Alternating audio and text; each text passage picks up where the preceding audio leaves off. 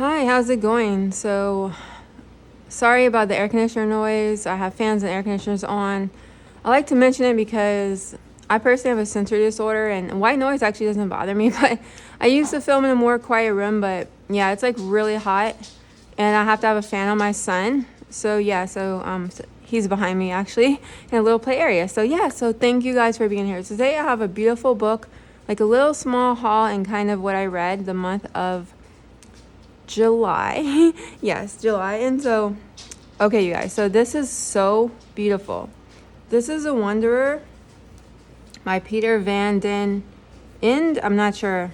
Peter Van Den and ENDE is the last name. And it's a beautiful, wordless picture book. I would make the argument that it could be for adults. And a lot of the books I read, you could say picture books for adults, picture books for children, whoever enjoys them. But this one's like very artistic. Came with this little insert. I got it from thriftbooks.com. I'll definitely link everything I can find on Amazon. But this is a beautiful wordless picture book. And what I love about it is like every time you read it, it has like a different interpretation. It's basically one little paper boat's journey across the ocean full of wonders and dangers, captivating, visually astonishing story about the risk and even more extraordinary rewards of being brave.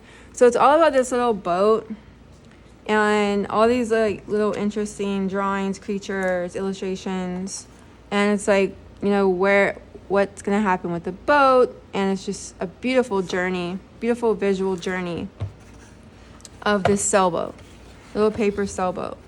And the pen and ink is just gorgeous.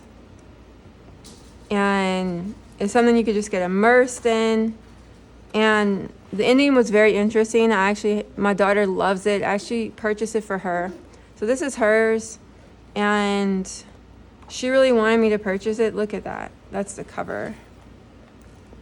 And yeah, it's just gorgeous.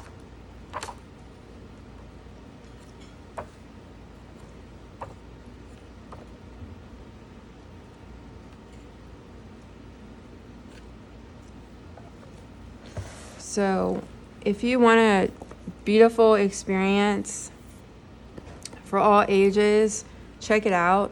It's just gorgeous. I love it. It's a really beautiful book to add to our collection. Okay. So I actually did like a little thrift books haul because I had to get my daughter this Latin book, which is on thriftbooks.com. And so I just did a small order alongside that Latin book, So this is K.G. Campbell, the author of The Mermaid and the Shoe. I've shown this book probably a year ago. I actually checked it out from the library, and it's been on my list of picture books that I want to collect. And it's beautiful. The illustrations are gorgeous. And it's a fairy tale, inspired by The Little Mermaid. And it is so pretty. It's also a story about kind of finding who you are and finding what your passions are in life.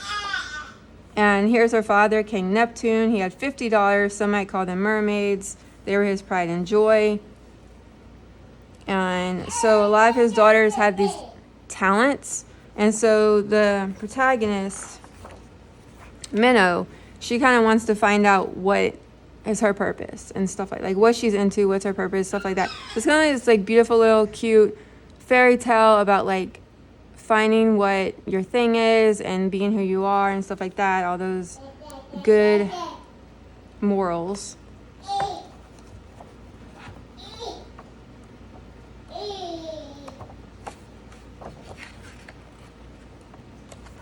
And also being curious like the Little Mermaid is. And yeah, it's just gorgeous. So glad to add in my collection. Next time I do a beautiful picture book video, I love to do those. This will definitely be in there. Probably The Wanderer too. This is like first look at them because I just got them.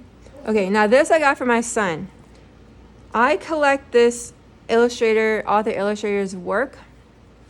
I don't want to ruin her name, but this is A to Z picture book. And I'm gonna tell you guys exactly how her name is spelled. It's Gayo Fujikawa. I don't know exactly, but Gyo, first name, and then last name Fujikawa. And so we have two of her other books, like I think nursery rhymes, maybe fairy tales, and I really want to use these for my son for like early education. And I found out that she had an alphabet book. Isn't this beautiful? A is for alone, all by myself. Hi there, frog. Can I play with you? I love that. It's just so unique. Wow, it's just gorgeous. And then I love how we can name everything, like bee, butterfly, ball, like so educational and yet so beautiful at the same time. This is actually my first really sit down look at it because I just found it online and I found it on Thrift Books, and I thought I'm really collecting alphabet books right now because, in the early years, I really, it's all about ABCs and 1, 2, 3s and stuff like that. So I really want to get him a nice little collection of alphabet books. And this one is gorgeous. So pretty. Okay, so those are all the kind of like new little books for us. And then also got two other new books. I'm calling them beautiful also because the covers are beautiful. Okay, so I really loved The Snow Child, and this is the same author. This is Black Woods, Blue Sky, a novel by I'm terrible with names. Eowyn,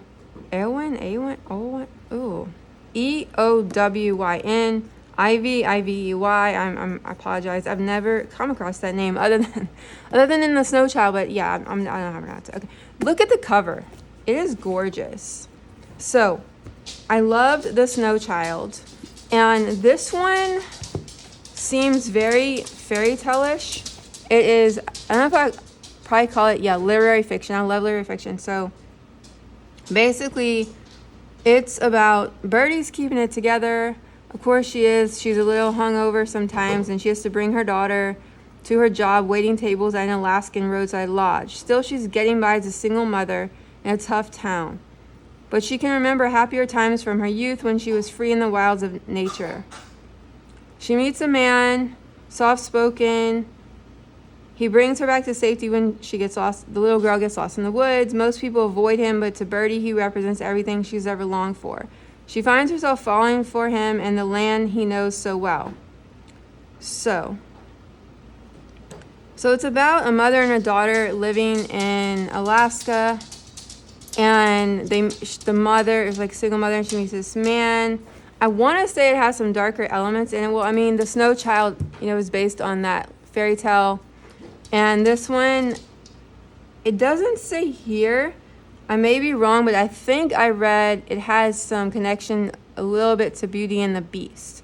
So I don't know if it's technically like a retelling of Beauty and the Beast, or it just has some similarities, or she was inspired by it. I didn't read it in the author's words, but I read other people mentioning that. So I'm not exactly, it doesn't say here, but I think that's why I was drawn to it. Also the fact that I love The Snow Child. So, okay, so this one, another very beautiful cover. The Night Circus by Erin Morgenstern. Okay, so this one I actually knew very little about, other than the fact that it is a novel. Look how beautiful the end papers are. So it's just, and I don't think this one's necessarily literary fiction. I don't know if this one has like a little bit soft magic elements to it exactly, but it sounded very, very interesting, and it has a little bit of some illustration, I think, or just like, well, not really some end pages, some mixed end pages that are black, but I didn't know if it had illustration. Okay. So, the circus arrives without warning. No announcements precede it. No paper notices plastered on lampposts and billboards. It is simply there, when yesterday it was not. With these nocturnal black and white striped tents awaits an utterly unique experience, a feast for the senses where one can get lost in the maze of clouds, meander through a lush garden made of ice, stare in the wonderment as, the tattooed contortionist folds herself into a small glass box and becomes tipsy from the scents of caramel and cinnamon that wave through the air. Let's see. However, behind the smoke and mirrors, there's a contest between two illusionists who have been trained since childhood to compete in a game to which they have been bound by their masters. This is a game which only one can be left standing, and the circus is but the stage for a remarkable battle of imagination and will. Okay. So it's a deep passion and magical love that makes the lights flicker and the room grow warm whenever they so much as brush hands. So it sounds, I'm not like, I don't, if a book I'm reading has like romance elements in it, I'm cool with it, but I don't seek that out. But it sounds like this one has like maybe magical elements, kind of like romantic thing between these two circus illusionists. And then it sounds really interesting about a circus that just shows up in town like overnight. It just sounds like something I don't typically read, but yet I was really drawn to it, and my library never had it. Like I just couldn't get it, so I was like, I'm just gonna take a chance. So yes, you guys, if you've read it, let me know if you love it or what you think about it. I usually read like pretty much realistic fiction and literary fiction. Like Piranesi is pretty much the furthest I've went as far as like finishing a book that's kind of like soft magic that I absolutely adored. So we'll see, right?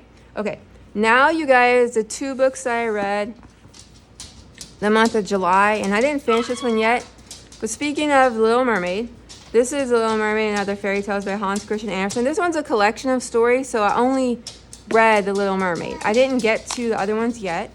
It's really pretty. And I did find out, unfortunately, that this is a retelling. It said nowhere in here that it was a retelling. My husband actually bought it for me. It also has some beautiful illustrations. But the Hans Christian Andersen that I have that is complete is huge. It's like this big, and it doesn't fit on my page reader, book reader. I have a little book stand, so because my neck hurts if I hold a book down. So this one fit perfectly, and I compared the text. It was different, but not dramatically or drastically different. So I just was like, okay, I'm just gonna get I never read the original. I really never did. So I really loved it. I read the original Little Mermaid, and it was really interesting because I only really had knowledge of the Disney version, and it was interesting comparing the Disney version to the original. So I really enjoyed it. I really liked the illustrations, even though this is not the original Hans Christian Andersen. Like I said, it was retold. My husband didn't know either.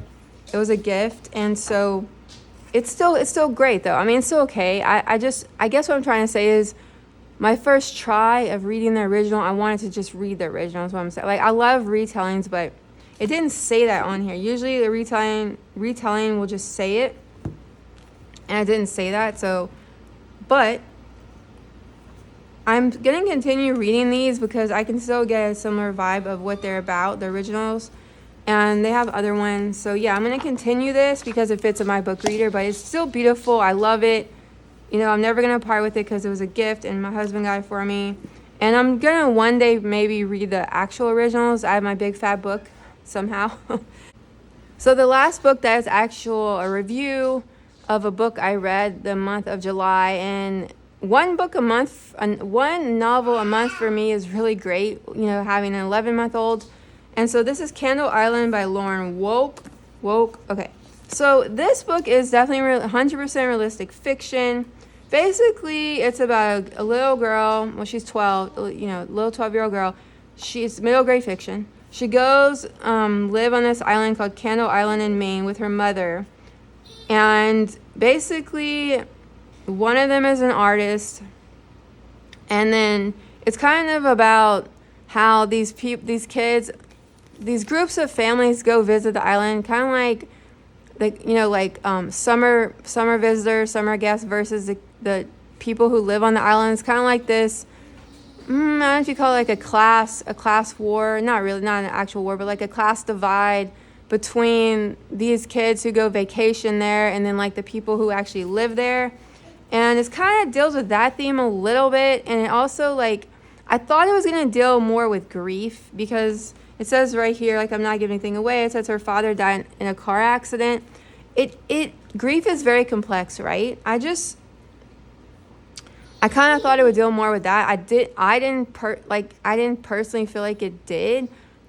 I felt like it was kind of like more of an afterthought. And like, I will say that I don't I did not connect with the characters in this book. I felt like they were all too similar. The main character, who is Lucretia,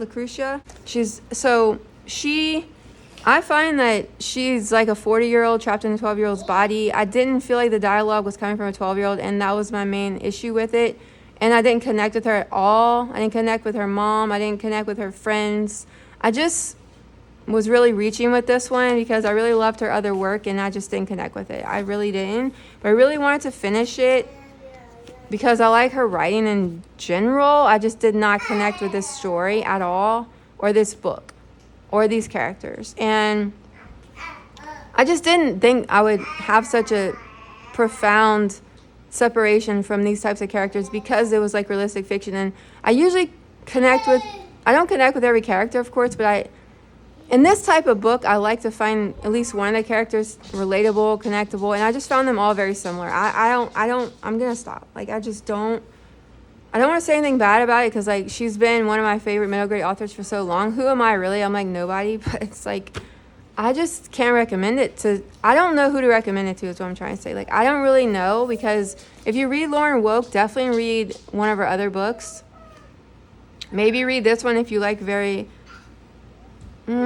slow paced. I don't even know how to describe it, honestly, because it's really just about getting settled in a new place, kind of. And I didn't really connect with that theme in this book, but I love that theme as a universal theme. Like trying to moving to a new place because of a circumstance that's beyond your control, but then, you know, making friends or connecting with people or finding some type of passion, like, you know, poetry, art, music, stuff like that. Yes, I love that.